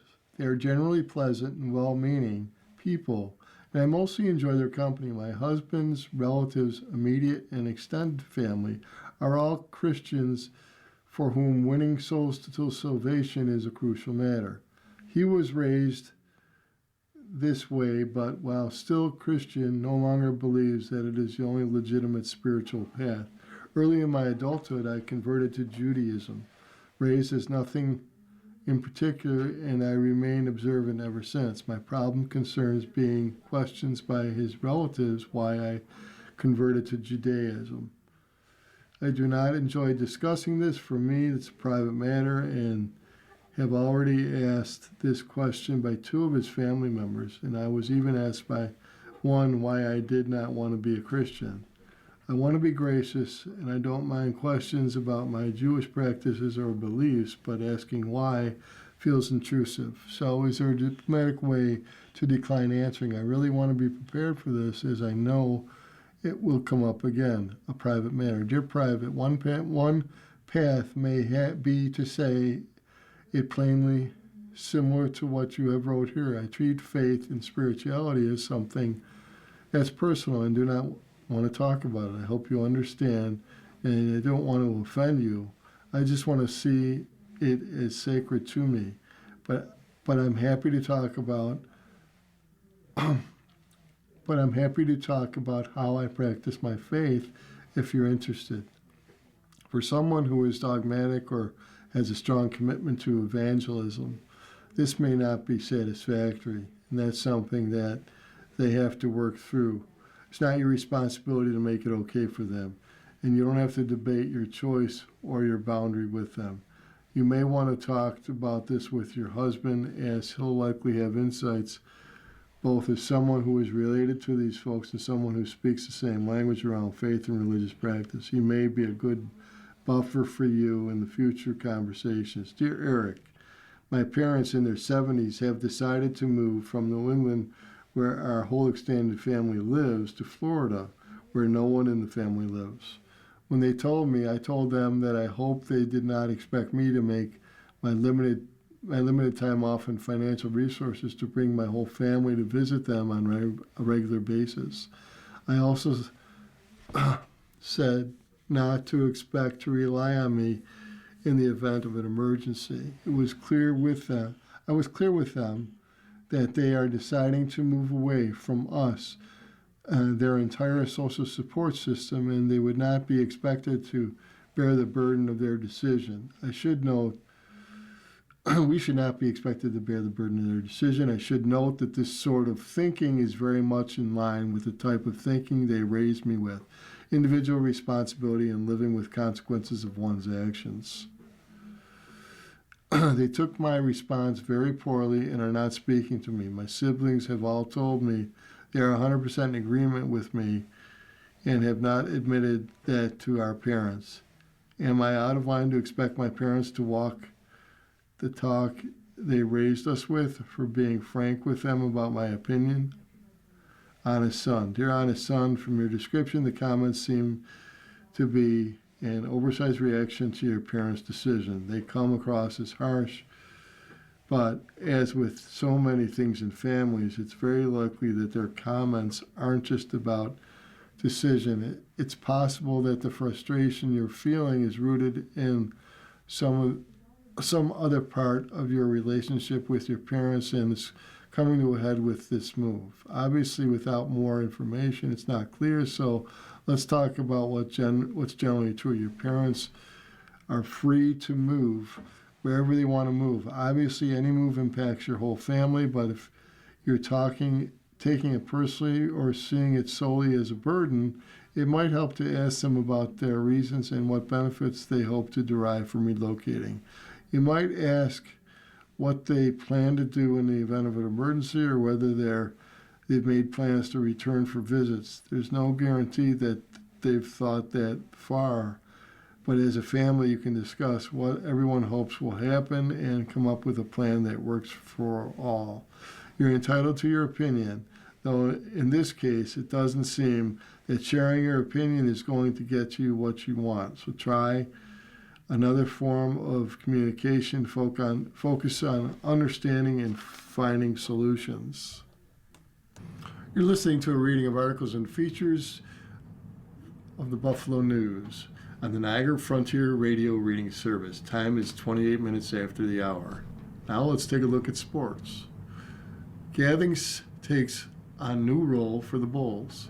If you're looking for the University of Buffalo receiver Josiah Gathings, the 6-year wide receiver, has made changes to his appearance and role on the football team. After years of sporting dreadlocks, Gathings rocked a short afro during the Bills' first day of practice on Tuesday. The speedy receiver was also seen returning punts with fellow receiver Philip Fulmar and safety Miles Greer on Thursday night. Gathings has evolved into a leader with the departure of a pair of all-MAC first-team receivers gone through the transfer portal. Buffalo native Nick McMillan went to Kansas, and Victor Snow landed in North Carolina State. Aside from his own growth, Gathings has grown confidence in his receiver unit too. He was the first teammate to celebrate with Terrell Simmons Jr. after his tremendous touchdown reception during UB's spring game. Jalen Andrews and East Stroudsburg transfer displayed superior speed and a lengthy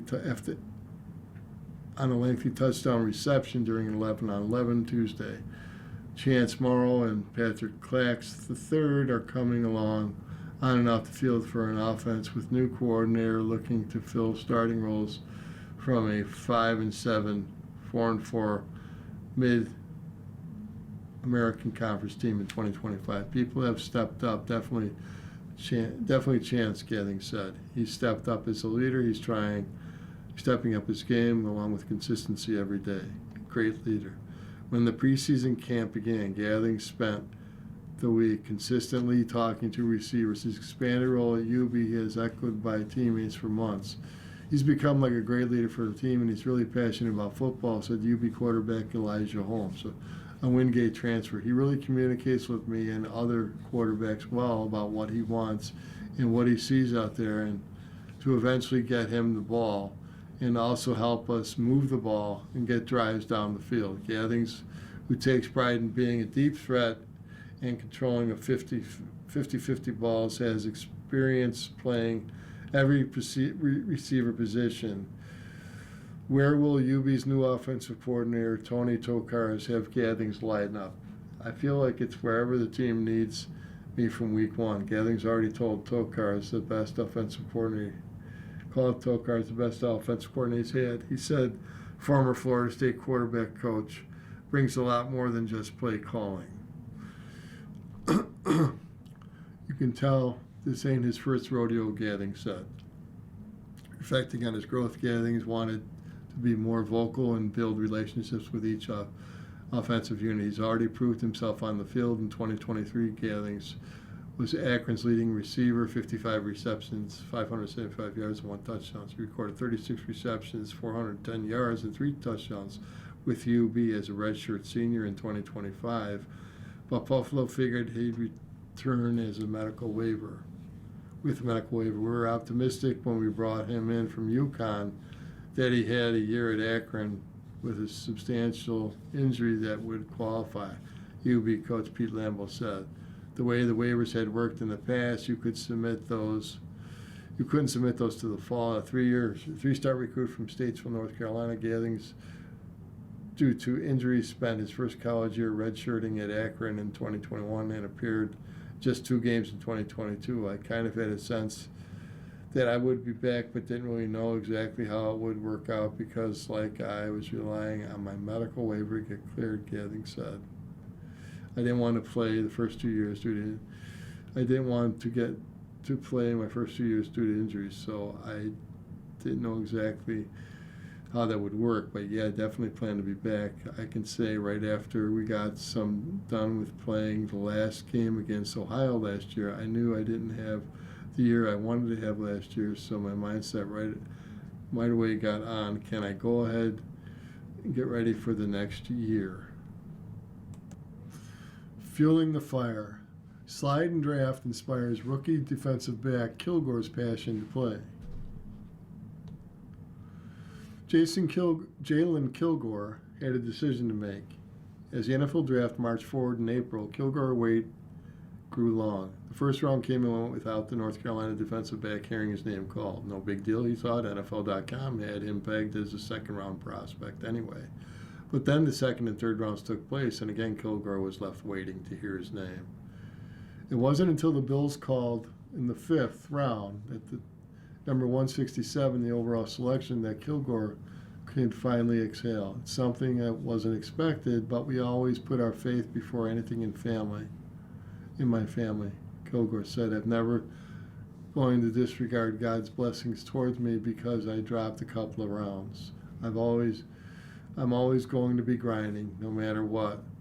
If I was drafted in the 1st round or 5th round, I'm going to practice and play like I was undrafted. The mentality is what attracted the Bills to Kilgore in the first place, and is one of the reasons to be optimistic that the team might have come away with one of the steals of the draft. If Kilgore's first 7 practices at training camp is any indication, the possibility is real.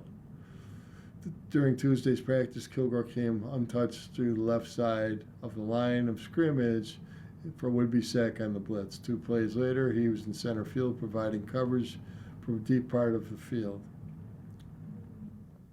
There were just a couple of examples of athleticism and ball-hawking nature that led him to 2nd all-team Southern Eastern Conference selection for the Gamecocks in 2025. During the 2024 season, Kilgore finished tied for 4th in the Football Bowl subdivision with 5 interceptions. He started the final 33 games of his college career, compiling 21 passes defensed and 8 interceptions in 3 seasons. At 6'1", 210 pounds, Kilgore's raw athleticism score of 79 ranked third among NFL safeties at the NFL Scouting Combine. He ran a 4.4 second 40-yard dash that included a 1.56 10-yard split and did 16 reps of the 225-pound bench press. From the moment he was drafted, Kilgore got right to work. He started jumping on Zoom calls with members of the Bills coaching staff, coming to rookie camp, get ahead of this learning curve in the playbook. Defensive coordinator Jim Leonard said Kilgore had made a noticeable jump from organized team activities in the opening start of training camp in his recognition and ability to play fast. That's going to allow those physical skills to stand out, Leonard said. Kilgore got an opportunity to take on an expanded role when projected starter C.J. Gardner-Johnson missed a couple of practices recently because of a calf injury. It was good to get Kilgore reps and kind of get going, head coach Joe Brady said. Gardner-Johnson was able to return to practice Thursday. The veteran has been impressed by what he has seen from the rookie behind him on the depth charts. He's really young, ready to go. It's a long year, so we got to be ready at all times, Gardner-Johnson said. Guys get hurt. It might have been your number called a little bit early. Trying to play early just to play. Gardner-Johnson and Cole Bishop are expected to be the starters in the Bills' two safety sets. That leaves Kilgore competing with veterans Damar Hamlin and Geno Stone for reserve roles. The possibility of playing with three safeties or using Kilgore as a nickel cornerback exists as part of Leonard and safeties coach Joe Dana are working on this summer. The Bills continue to install new elements of their defense, and it gives the coaching staff more opportunities to evaluate how the players fit best. Leonard's goal is to shape his defensive system around the strength of his players. As one of Kilgore's strengths is his versatilities. He's played the star role in South Carolina's defense, which led him to covering slot receivers and providing run support. One of his strengths is covering the tight end, which is useful in the NFL shift towards heavier offensive packages. He's also not afraid to stick his nose in and make a tackle, describing his style as violent. He's played more slot cornerback in 2025 in South Carolina than he did in the box, 497 snaps compared to just 157, but has the play strength necessary to play safety in the NFL. To see that they value me, they value my instincts, my ability, guy I am. I'm going to do whatever I can ask of me, and I'm asked of me to be part of that. Kilgore said the next week or so will be important in Kilgore's progress. He figures to see plenty of playing time in the preseason opener Saturday against Carolina. Highmark Stadium fatigue is also expected to set in soon, while the Bills have returned from St. John first to training camp is not over. In some ways, the grind is just starting. Leonard's looking forward to seeing how Kilgore responds to the mental and physical fatigue that comes in as August creeps towards September. Sometimes guys start to blow some things. So I'm excited for the trust. So I'm excited for next week just to see how his progress goes, and I think he'll handle it well, the defensive coordinator said. Continuing along in sports, let's take a look at golf. Hostler leads the Wyndham Championship. Beau Hossler hung on to the Wyndham Championship lead after posting a second round 67 on Friday at the Sedgefield Country Club in Greensboro, North Carolina. One day after leaping out to an early lead on the back of a 61, Hossler stands at a 12 under par, 128, one stroke ahead of Ben James, 67, and England's Jordan Smith, 64. There is a massive 10-way tie for fourth at 9 under par at the PGA Tour's regular season finale. Only the top 70 in the season-long FedEx Cup standings will qualify for the first leg of the playoffs next week. Hossler entered the week more or less needing a victory to vault from number 122 into the top 70, his current projection. If results were to hold, is number 55. Hossler brushed off a bogey bogey to start at numbers 10 and 11, like carding 3 birdies on the back 9 and adding a pair at numbers 5 and 9 coming in. The 11-foot putt he made at the par 4 ninth broke him from a tie with James Smith during the afternoon. Really happy with the way I kind of righted the ship and made a birdie 2 on hole 12, which is really a challenging hole, which kind of moved the momentum back in my favor. Hosser said kind of all day it felt like I was fighting it a little bit. To shoot 3 under par on a day like that was really, really good. Sometimes even the more satisfying, frankly, than shooting really low. Smith entered the week on the FedEx Cup's bubble at number 68, and he's all but assured to make the field of 70 now. That he's made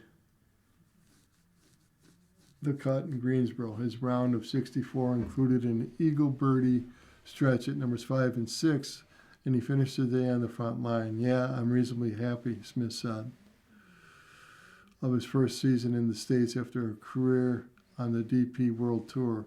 We kind of made a lot of cuts, built up our points nicely, had a couple of nice finishes. Yeah, it's been really good.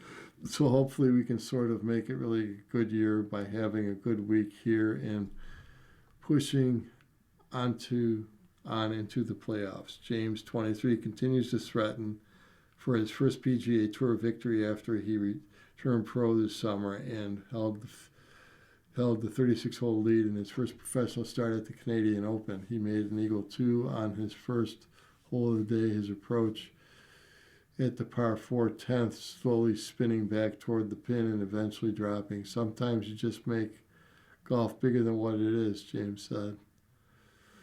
Of what he's learned. It's not that big. I'm going to do the best that I can do, play as smart as I can, keep doing the right things. I'm just going to keep going for the weekend.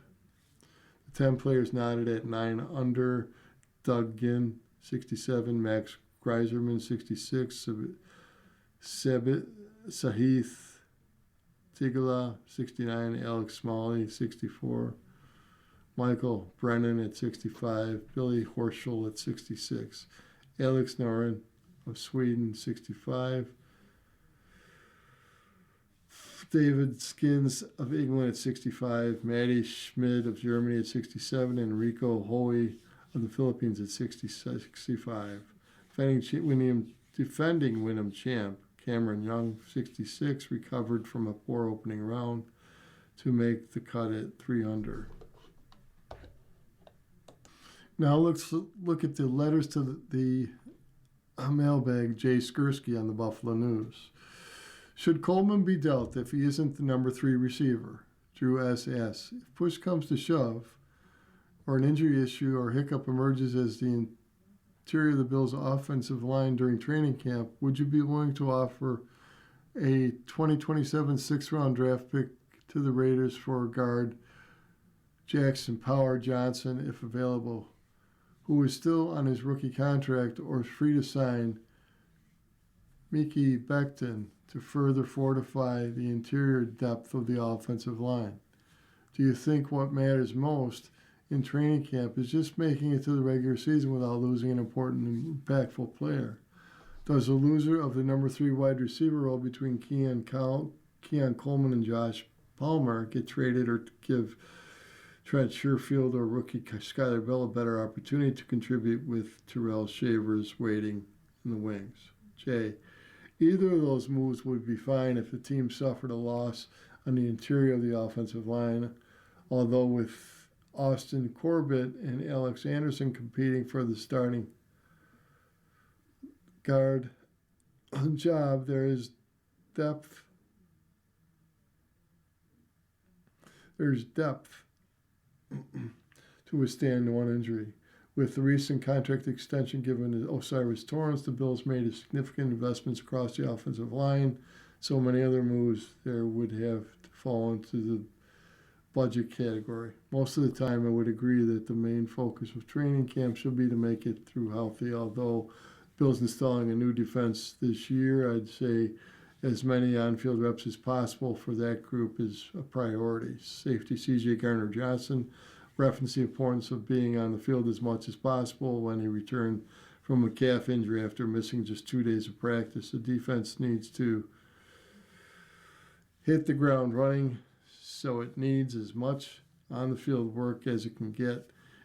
I wouldn't trade either Coleman or Palmer. You'd be selling very low, and injuries happen.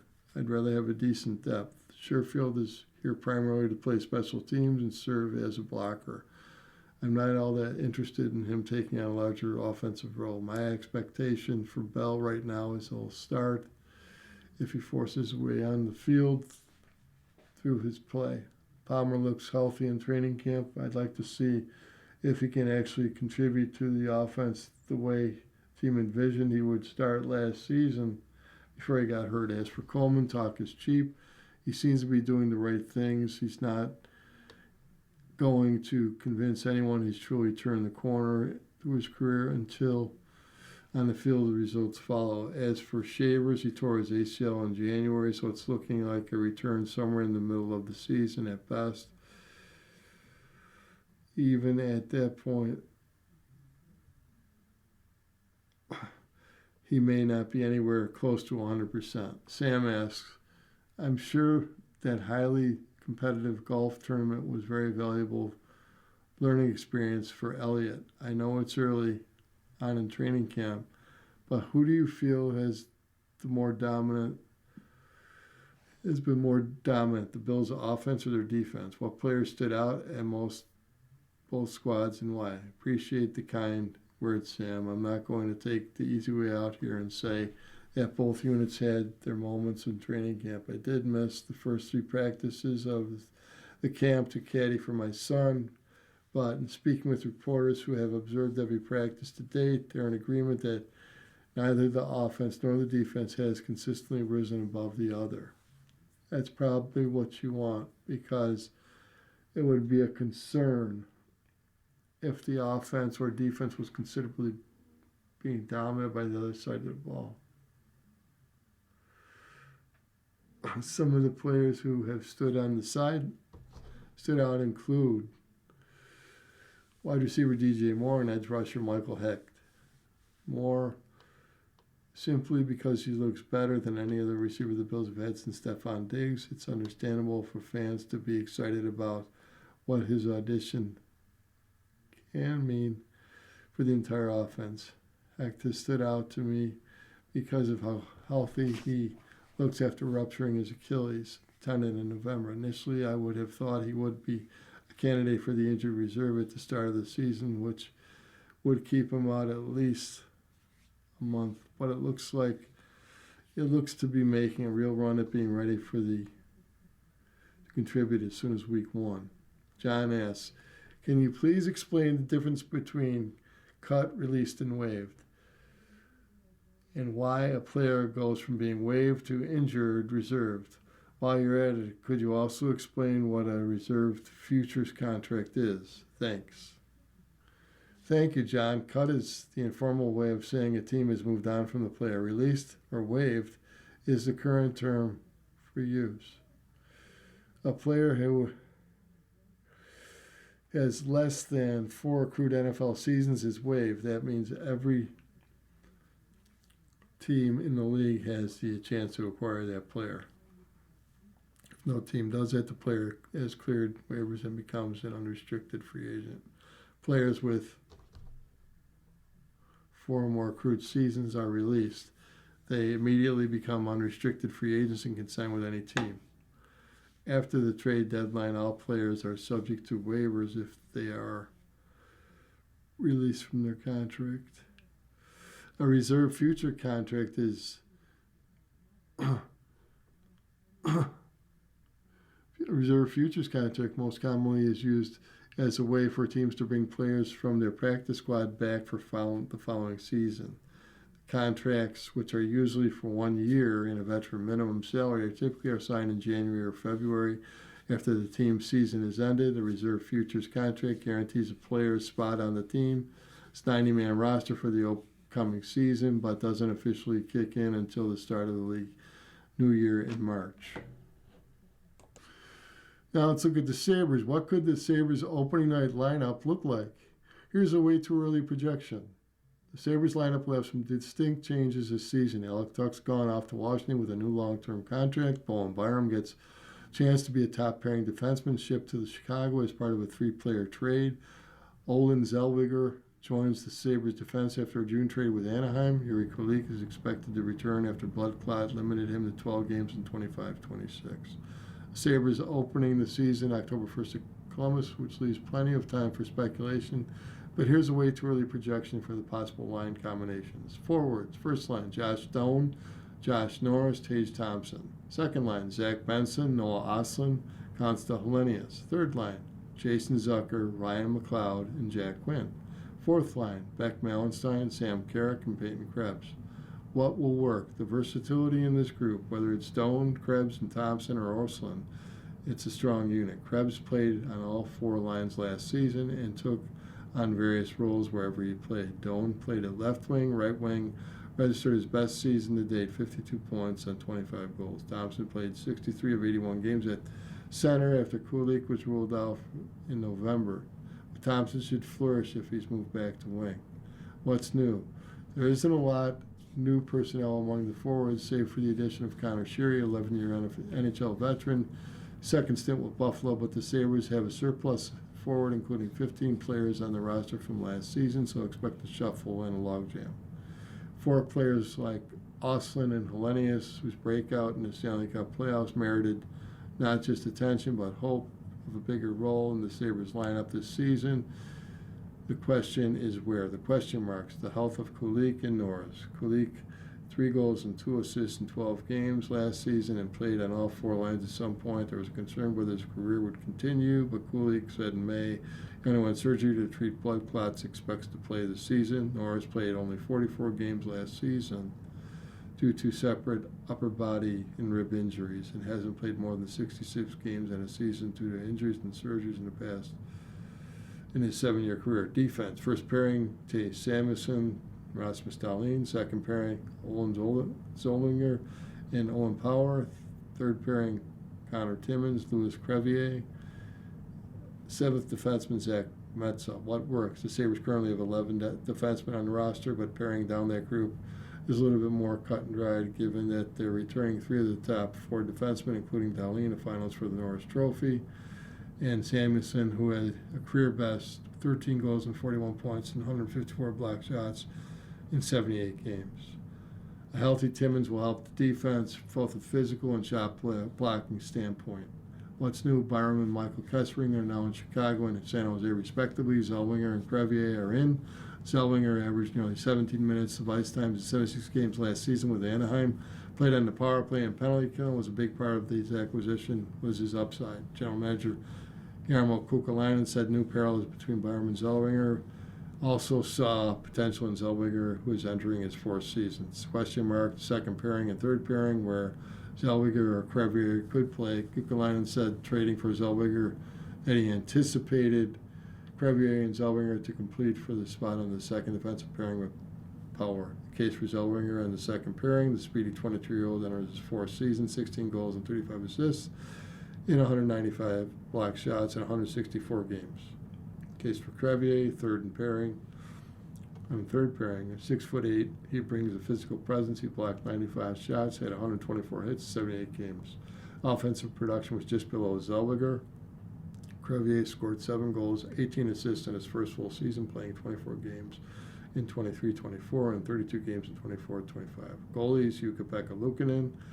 Backup, Alex Lyon. Third is Colton Islands. What works, the tandem Luukkonen and Lyon worked in the final weeks of the 25-26 season and helped load management for Luukkonen, who enters his 8th season, and Lyon, who enters his 11th season as they prepared for the postseason.